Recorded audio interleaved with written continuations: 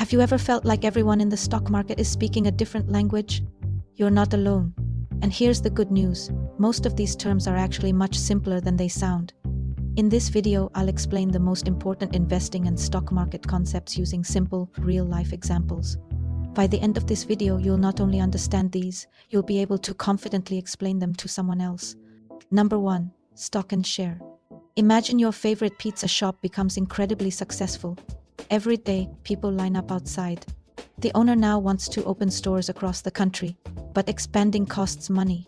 Instead of borrowing all the money from a bank, the owner decides to sell small pieces of the business to investors.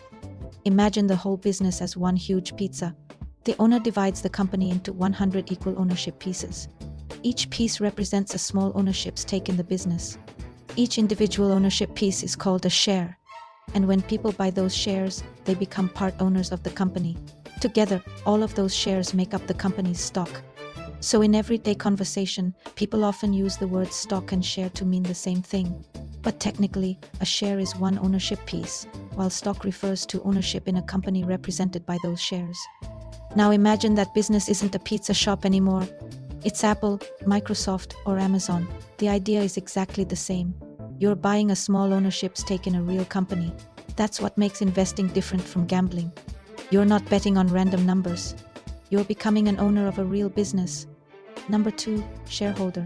Now imagine you buy 5 pieces of that pizza business. Your friend buys 20 shares, and the founder still owns the remaining 75 shares.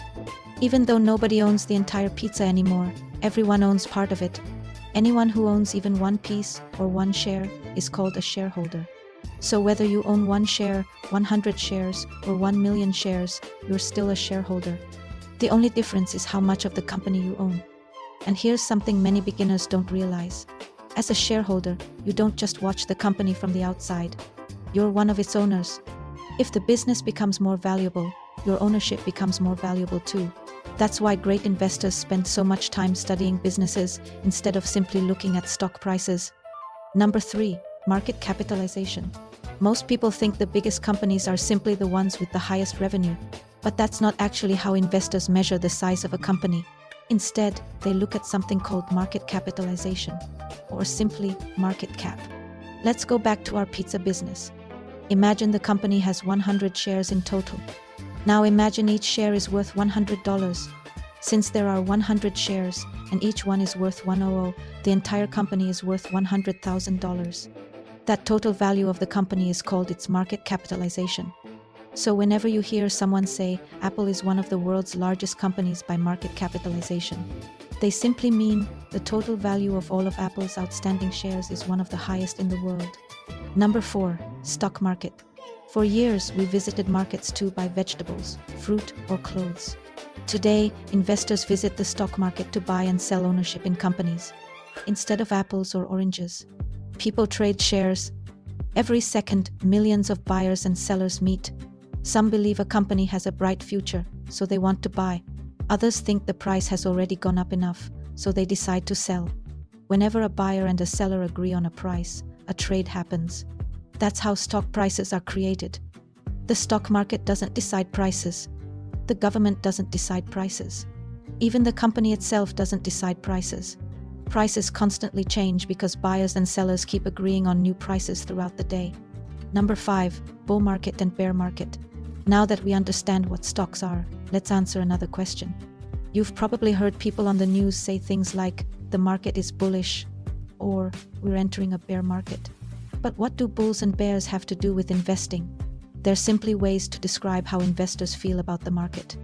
Let's imagine a new shopping mall opens in your city. At first, only a few people know about it. Then more and more people start visiting. New stores open, restaurants become busy, and everyone starts saying, this place is going to become huge. Because people believe the future looks bright, more people want to buy stores in that shopping mall. As more buyers compete, the prices of those stores start rising. The more prices rise, the more confident people become. And that confidence attracts even more buyers. That's exactly what happens during a bull market. Investors feel optimistic about the future. More people want to buy shares, and stock prices generally continue rising over a period of time. But markets don't rise forever. Now imagine something changes. Perhaps the economy slows down, companies report weaker earnings, or investors become worried about the future.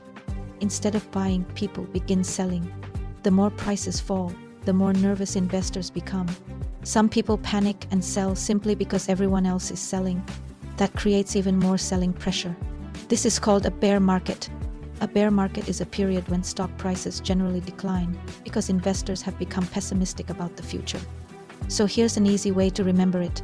Bull equals optimism and prices generally rise. Bear equals pessimism and prices generally fall.